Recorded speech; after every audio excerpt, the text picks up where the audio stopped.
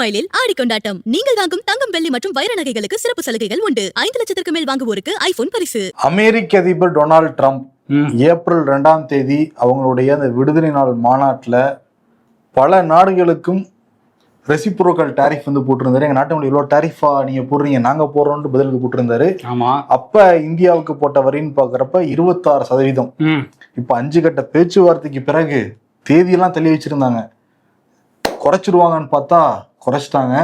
1% குறைச்சு 25% மாத்தி plus penalty வேற போட்டிருக்காரு இந்தியாவுக்கு ட்ரம்ப். அந்த பெனால்டி எத்தனை சதவீதங்கிறது நமக்கு தெரியல, அவருக்கே தெரியுமான்னு தெரியல. ஆமா, அவர் என்ன வந்து சொல்றாரு அப்படின்னா, அமெரிக்கா இந்தியாவோட நண்பனா இருந்தா கூட குறைஞ்ச அளவு தான் வர்த்தகம் வந்து பண்ணிக்கிட்டு இருக்கோம்.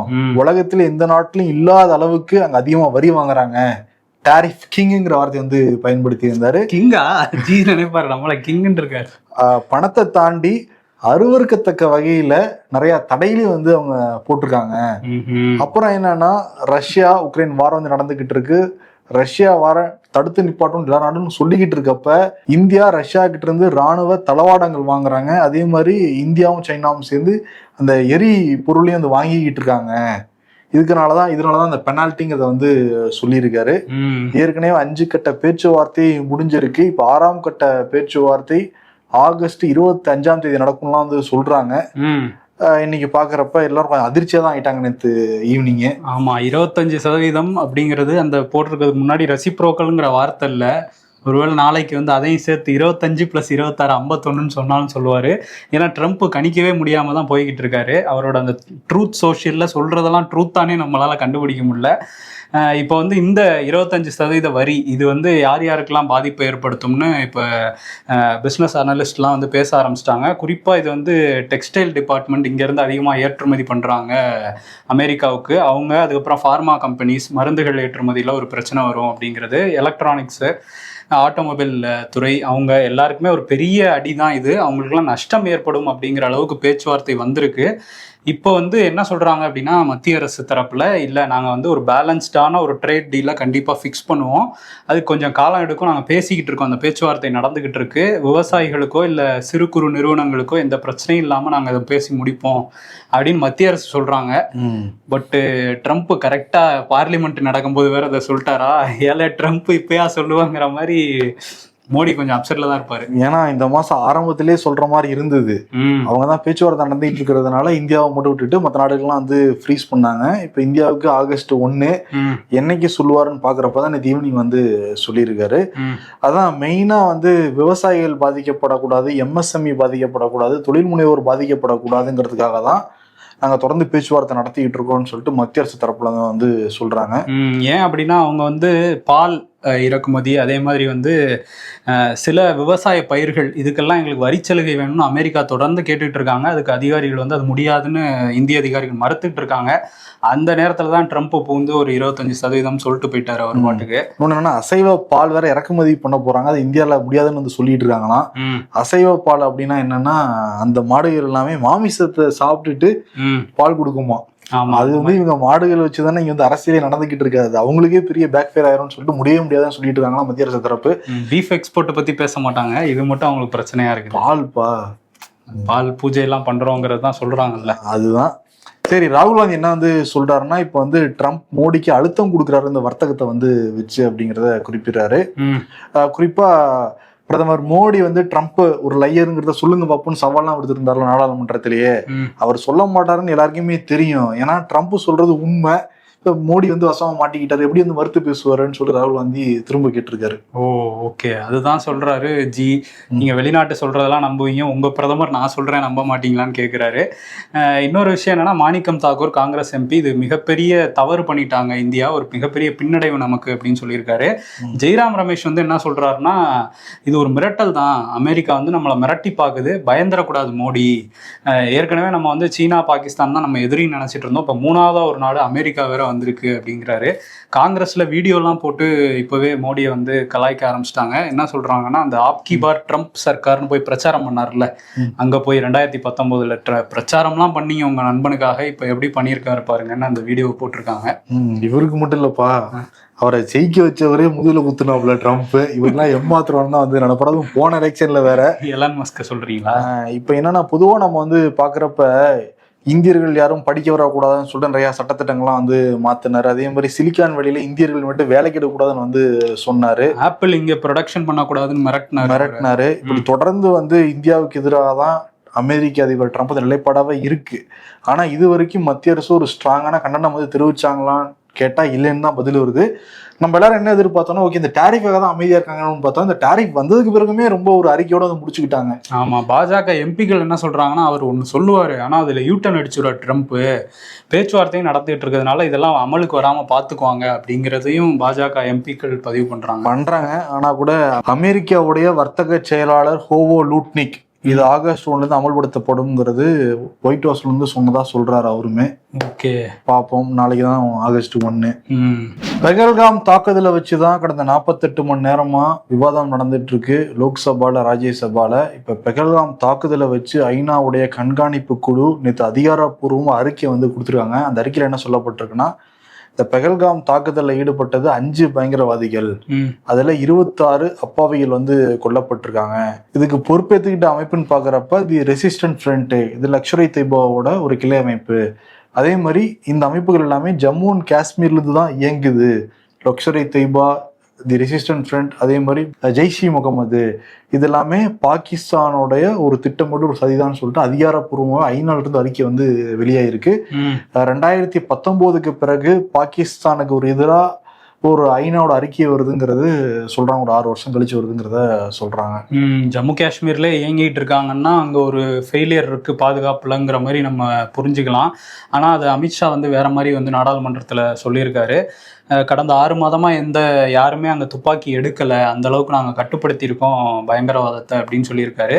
அதே மாதிரி ப. சிதம்பரம் பேசும்போது நாங்கள் 1971 வாரம் 65 வாரம்லாம் அது விக்ட்ரிங்கிற மாதிரி பேசினார். விக்ட்ரினா அதுக்கப்புறம் தீவிரவாதமே இருந்திருக்கக்கூடாது, மோடி வந்ததுக்கப்புறம் தான் தீவிரவாதம் வந்து ஒழிக்கப்பட்டுட்டு இருக்கு, இப்போ வந்து அது அழிவின் விளிம்பில் இருக்கு, இன்னும் கொஞ்சம் நாளில் ஒட்டுமொத்தமாக பயங்கரவாதத்தை முடிச்சிருவோம் அப்படின்னு அவர் சொல்கிறாரு. அதே மாதிரி காங்கிரஸ் எம்பி பிருத்விராஜ் சவான் அவர் வந்து பேசும்போது ஆப்ரேஷன் மகாதேவ்னு வச்சுருக்கீங்களே, இது என்ன மதத்தை குறிக்கிற மாதிரியே எதுக்கு பேர் வைக்கணும் ஒரு ஆப்ரேஷனுக்குங்கிற கேள்வி எழுப்பியிருந்தாரு. அதுக்கு அமித்ஷா என்ன சொல்கிறாருன்னா, ஹரஹர மகாதேவ் அப்படிங்கிறது வந்து மதங்களுக்கு அப்பாற்பட்ட ஒரு ஸ்லோகன், அதையே மதம் எப்போ பார்த்தாலும் நீங்கள் ஹிந்து முஸ்லீம் அந்த கண்ணோட்டத்தோடையே பார்க்குறீங்கிற மாதிரி அமித்ஷா வந்து அவருக்கு பதில் சொல்லியிருக்காரு.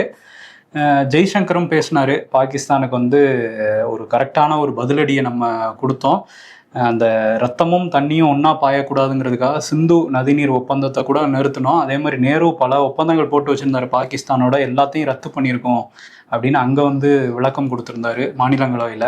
சரி, என்னப்பா இவங்க தான் ஃபர்ஸ்ட் டைமாக ஆட்சிக்கு வராங்க, ஏற்கனவே 2 டைம் வந்து முடிச்சிருக்காங்க, 10 வருஷம் முடிஞ்சு போச்சு, இப்போ 3வது முறையா வந்து 1 வருஷமும் வந்து முடிச்சுட்டாங்க. அதன் பிறகு நேரு கூட ஒப்பிட்டு இருக்கிறது எந்த வகையில நியாயம் தான் மக்கள் வந்து கேட்கறாங்க. அதுதான், அவர் 16 வருஷம் இருந்தார்ல, அந்த 16 வருஷம் வரையும் நாங்களும் சொல்லுவோங்கிற மாதிரி தான் போய்கிட்டு இருக்காங்க. 17 வருஷத்துக்கு அப்புறம் தான் மாத்துவாங்களா? அப்புறம் போயிருவாங்க. இல்ல அதுக்கப்புறம் இந்திரா காந்திக்கு வருவாங்க, இன்னும் இருக்குல்ல மன்மோகன் சிங் பண்ண தப்பு இப்படின்ட்டு வருவாங்கன்னு நினைக்கிறேன், நரசிம்மராவ். சரி, ஓகே, இன்னைக்கு வந்து நாடாளுமன்றத்தில் என்ன நடந்துச்சு அப்படின்னா எதுவுமே நடக்கலை அப்படிங்கிறதான் விஷயம். என்னன்னா, அந்த ட்ரம்ப் டேரிஃப் வேற போட்டாரு, அதை பற்றி பேசணும்னு சொன்னாங்க. அப்புறம் பீகார் அந்த சார் அதை பற்றி பேசணும்னு சொல்ல அமளியாகி ஒத்தி வச்சுக்கிட்டே இருக்கிறாங்க. 4 மணிக்கு 2 மணிக்கு ஒத்தி வச்சாங்க, அப்புறம் 4 மணிக்கு, இப்படின்னு நாளே முடிஞ்சிருச்சு. இன்னைக்கு சபாநாயகரை தான் விரும்புவார். காரணம் என்னன்னா, ட்ரம்ப் வேற டாரிஃப் போட்டு நாடே பற்றி தான் பேசிக்கிட்டு இருக்கு, இவங்க வேற உக்கிரமா இருக்காங்க. ஆல்ரெடி பெகலாம் தாக்குதல்லையே ட்ரம்ப் ஏன் தலையிட்டான்னு கேட்டுட்டு இருக்காங்க, இப்போ டாரிஃப் வேற அறிவிச்சிட்டாங்க, சோழி பிடிச்சிருவாங்க போக அப்படின்ட்டு நாளைக்குதான் நடக்குதுன்னு தெரியும். அமெரிக்கா இந்தியா பத்தி பேசிக்கிட்டு இருக்கப்ப நாசாவும் இஸ்ரோவும் சேர்ந்து நிசாருங்கிற செயற்கைக்கோளை நேற்று வெற்றிகரமா விண்ட் வந்து செலுத்தியிருக்காங்க. GSLV F-16ங்கிற ராக்கெட் மூலமா ஏவப்பட்டிருக்கு. 19 நிமிஷத்துல 740 கிலோமீட்டர்ல போய் நிலைநிறுத்தப்பட்டிருக்கு. அந்த செயற்கைகளோட எடைன்னு வந்து பாக்குறப்ப 2392 கிலோ. இது என்ன ஆய்வு வந்து பண்ண போகுதுன்னா, அந்த புவிசார் மேற்பரப்புல ஏற்படுற அந்த மாற்றம், எல்லை பாதுகாப்பு, பருவநிலை மாற்றம் இது போன்ற நிறைய விஷயங்கள் வந்து செய்ய போறதா வந்து சொல்றாங்க. ஓகே. இஸ்ரோ விஞ்ஞானிகளுக்கு இந்தியா முழுக்க பாராட்டுகள் வந்து தெரிவிக்கிறாங்க.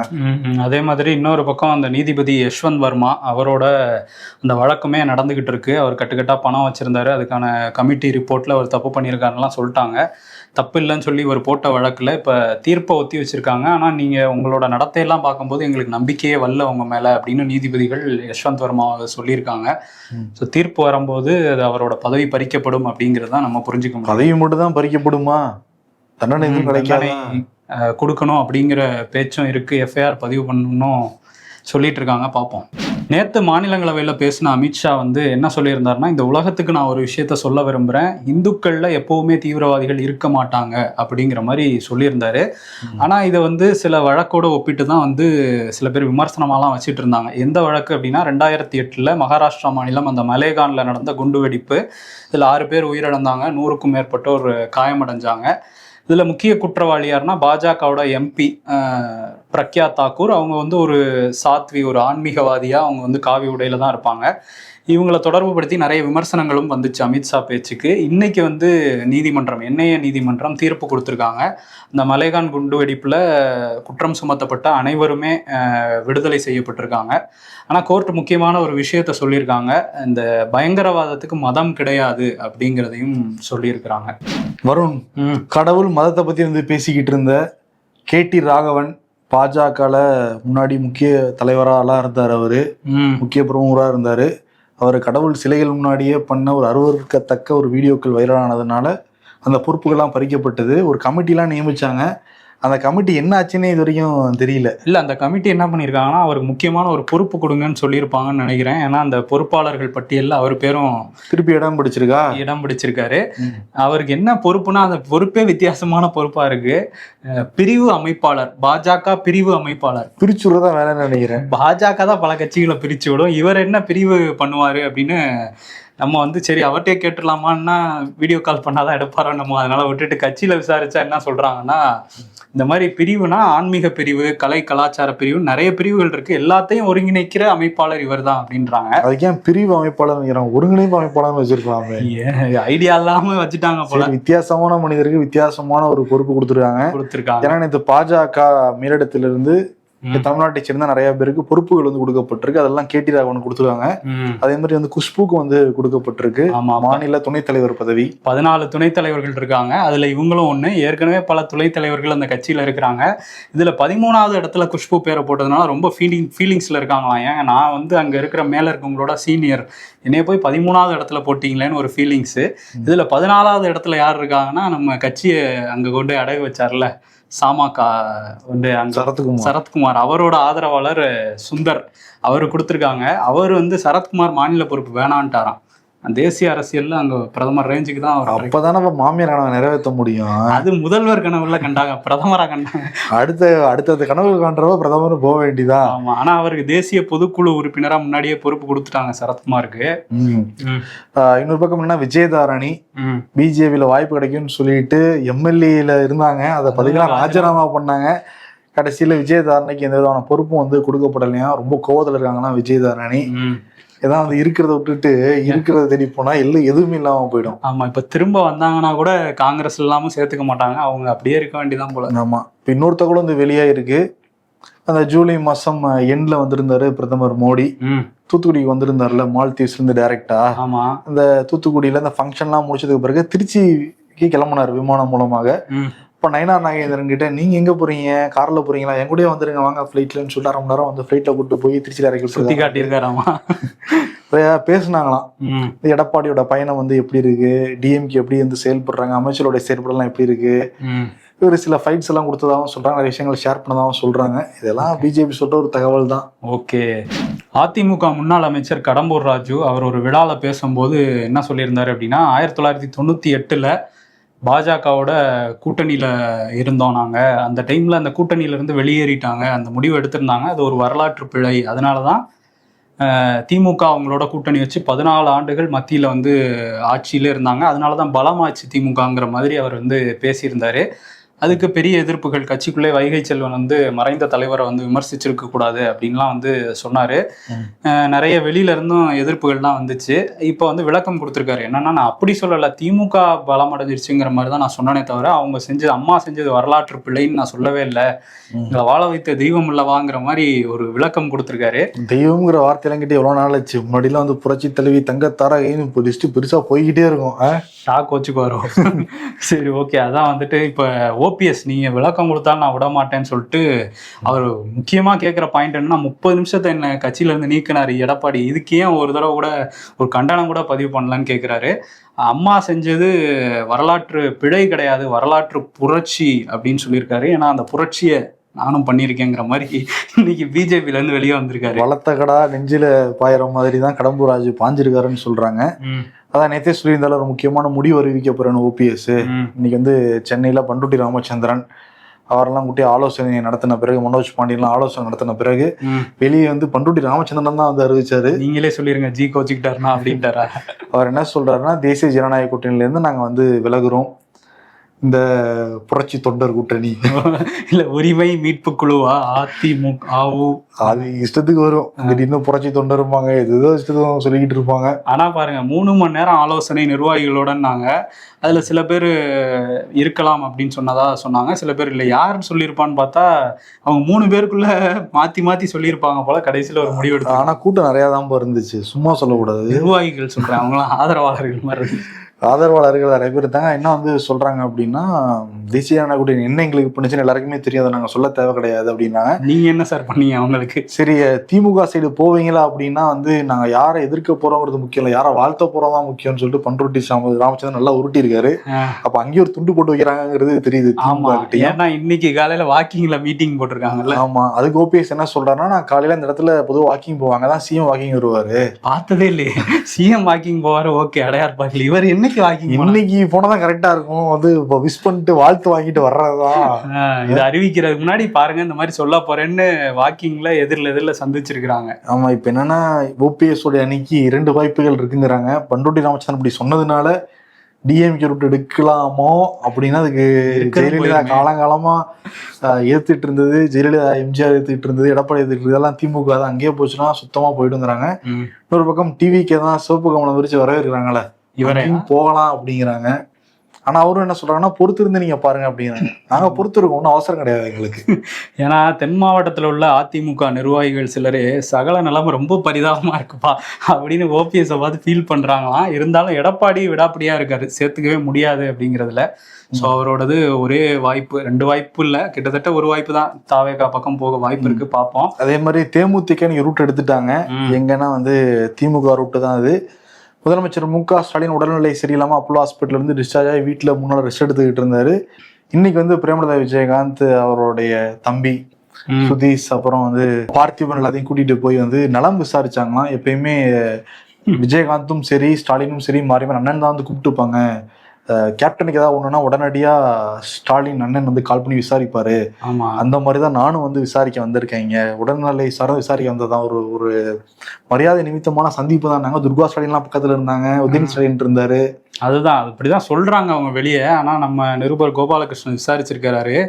ஏற்கனவே ஏவா வேலுவை வச்சு கூட்டணிக்குள்ள வர்றதுக்கான பேச்சுவார்த்தை நடக்குதான். திமுகவுமே என்ன நினைக்கிறாங்கன்னா, மதிமுக எதுக்கு, அவங்கள விட்டுட்டு தேமுதிகவை சேர்த்துக்கலாமேன்னு நினைக்கிறாங்களாம். ஏன்னா மதிமுக பொதுக்குழுவில் அவங்க அவைத்தலைவர் அர்ஜுன்ராஜ் அவர் என்ன பேசியிருக்காருன்னா, ராமர் வந்து காட்டுக்கு போனதுனாலதான் பரதனே பட்டாபிஷேகம் பண்ணாங்க அப்படின்னு பேசியிருக்காரு. அதாவது வைகோ இல்லாதனாலதான் ஸ்டாலினுக்கு முதல்வர் பதவிங்கிற ரேஞ்சுக்கு பேசுனதுனால கோவமா இருக்காங்க திமுக தலைமையிலன்னு ஒரு பேச்சு இருக்கு. அர்ஜுன்ராஜ் விளக்கம்லாம் கொடுத்துருக்காரு. பரதனுமே பதவி எடுத்துக்கலையே, பதவிக்கு ஆசைப்பட மாட்டாரு வைகோன்னு சொன்னேன் அப்படின்றாரு. இருந்தாலும் மதிமுகவுக்கு பதில் தேமுதிக உள்ள கொண்டு வரலாமாங்கிற பேச்சு அங்க இருக்குது. அதே மாதிரிதான் என்டிஏ கூட்டணியிலுமே மதிமுக கூப்பிடலான்னு ஒரு பேச்சு அங்க இருக்கு. கமலாலயம் வந்து அவங்கள வரவேற்கிறாங்க போல. அதெல்லாம் கூட்டி கழிச்சு பார்த்தா கணக்கு கரெக்டா வர மாதிரி தான் தெரியுது. போக பார்ப்போம். தாவேக்கால இந்த மாநாடு அறிவிச்சிருந்தாங்களா ஆகஸ்ட் 25. அதுல வந்து ஆகஸ்ட் 27க்கு 27ஆம் தேதி வந்து விநாயகர் சதுர்த்தி இருக்கு, அதனால போலீஸ் பாதுகாப்பு கொடுக்கறதுல கொஞ்சம் பிரச்சனை இருக்கு, நீங்க தேதியை மாத்திக்கலாமா அப்படின்னு கேட்குறாங்களாம். பட் அவர் வந்து விஜயகாந்த் பிறந்தநாள் அன்னைக்கு மாநாடு நடத்தியே ஆகணுங்கிறதுல விஜய் குறியா இருக்காராமா. கவின் அப்படிங்கிற இளைஞர் வந்து ஆணவ படுகொலை செய்யப்பட்டாரு. அந்த விவகாரம் பெரிய பிரச்சனையானதுக்கப்புறம் இப்போ சிபிசிஐடிக்கு மாற்றிலாம் விசாரணை நடந்துகிட்டு இருக்கு. இதுக்கிடையில் அந்த சாதி ஆணவ கொலைகளை தடுக்கிறதுக்கான தனிச்சட்டம் வேணுங்கிற கோரிக்கையும் இருக்குது. பட் திமுக அதுக்கு ரெடியாக இல்லை. திமுகவும் சரி அதிமுகவும் சரி இந்த சட்டம் கொண்டு வந்தால் ஆதிக்க சாதிகளாக இருக்கவங்களோட ஓட்டெல்லாம் நமக்கு கிடைக்காம போயிடுமோங்கிற ஒரு பயத்தில் அது கொண்டு வரதுக்கான ஐடியாலே அவங்க 2 பேரும் இல்லைங்கிறது தான் நம்ம கடந்த காலத்திலையும் பார்த்துருக்கோம், இப்பயும் பார்க்குறோம். அதே மாதிரி சுஜித்துடைய தந்தை கைது செய்யப்பட்டிருக்காரு. இது வரைக்கும் இந்த கவின்குமார் உடலை வாங்காம மறுத்துக்கிட்டு இருக்காங்க உறவினர்கள். இன்னைக்கு அமைச்சர்லாம் போய் பேச்சுவார்த்தைலாம் நடத்தினாரு KNR, அப்போட அவங்க வாங்க மாட்டோன்னு வந்து சொல்லிட்டாங்க. இந்த சமயத்துல கவினுடைய காதலின்னு சொல்றப்படுற அந்த பெண் வந்து ஒரு வீடியோ வெளியிட்டு இருந்தாங்க. 2 வீடியோ வந்து முதல்ல என்ன நடந்ததுன்னு தெரியாம நீங்க நிறைய பேர் இஷ்டத்துக்கு வதந்தி வந்து பரப்புறாங்க, அப்படிலாம் எதுவுமே கிடையாது. ஏன்னா என்ன சோசியல் மீடியால போயிட்டு இருந்ததுன்னா, விசாரிச்சப்ப நான் கவினை காதலிக்கவே இல்லைன்னு சொல்லிட்டு அந்த பெண் சொன்னதாக நிறைய பேர் செய்தி வெளியிட்டு இருந்தாங்க. அதான் அவங்க வந்து மறுத்திருக்காங்க கவினுடைய.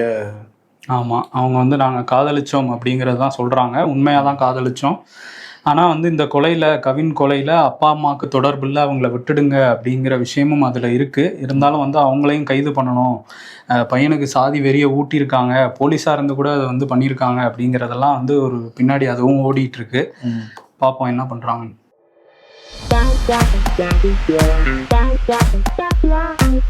Night life in other cities அப்படியே கோலாகலமா இருக்கு. Night life in my city ஒரு 5-6 நாய் ரோட்ல நிக்குது. நமக்காக காத்திருக்கு. ஏன்டா போகவே மாட்ற? பரிகாரம் ஏதாச்சும் செய்யணுமா சொல்றா. சேரண்டா நானுங்கிறாங்க. ஜூலை அதான் போயிடுச்சு, என்னையோட இட்டியோட முடிஞ்சதுப்பா.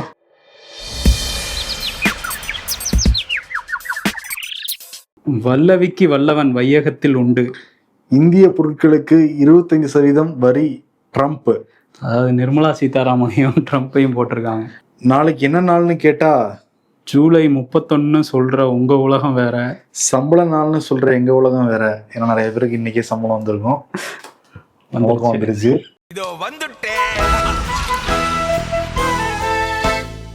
இன்னைக்கு யாருக்கு விருது அப்படின்னா ட்ரம்ப்புக்கும் மோடிக்கும் வந்து கொடுத்துடலாம். ட்ரம்ப் வரி வந்து போட்டிருக்காரு, மோடி வரி வாங்கியிருக்காரு. அதனால பயங்கரமான ஃப்ரெண்ட்ஷிப் அப்படின்னா பேசிக்கிட்டு இருந்தாங்க. மோடிக்கா சர்க்கார், ஆப்கி வார், ட்ரம்ப் சர்க்கார், ஹவுடி மோடி அப்படின்லாம் நிறைய இருந்ததுங்க. இவங்க சொல்ல 2 பேரும் கையெல்லாம் பிடிச்சி பிடிக்கிறது இருந்தாங்க. வந்து மூழ்கிட்டு இருக்குப்பா. மூழ்காத ஷிப்பு ஃப்ரெண்ட்ஷிப்பு தான்பாங்க. பட் இந்த ஷிப்பை பார்த்தா தொடர்ந்து மூழ்கிற ஷிப்பா தான் இருக்கு. ஆமா ஆமா, ஜிக்கு வந்து இப்படி பண்ணிட்டு இருக்காரு. ஜி ஆனா கண்டிப்பா அதிரடியா ஒரு முடிவு எடுப்பாரு. 56 இன்ச் இல்ல ஒரு ஜி, சும்மாவா? அது வந்து சீனாவுக்கு தான் 56, இங்க 76 வரையும் போக வாய்ப்பு இருக்கு. 76 இன்னுமா நம்பிக்கிட்டு இருக்கீங்க? ஜி பண்ணுவார் பாருங்க, வெயிட் பண்ணி பாருங்கிறதான் பாஜக காரங்க சொல்றாங்க. அதை நாங்க இங்க பதிவு பண்ணிட்டு. ஓகே, மூழ்கும் ஷிப்பா, மூழ்கும் ஷிப். நன்றி. தங்கமயில் ஆடி கொண்டாட்டம். நீங்கள் வாங்கும் ஒவ்வொரு 10 கிராம் தங்கத்திற்கும் 1/2 கிராம் தங்க நாணயம் இலவசம். மேலும் பல அட்டகாசமான சிறப்பு சலுகைகள் உங்களுக்காக. இச்சலுகை ஆகஸ்ட் 31 வரை மட்டுமே.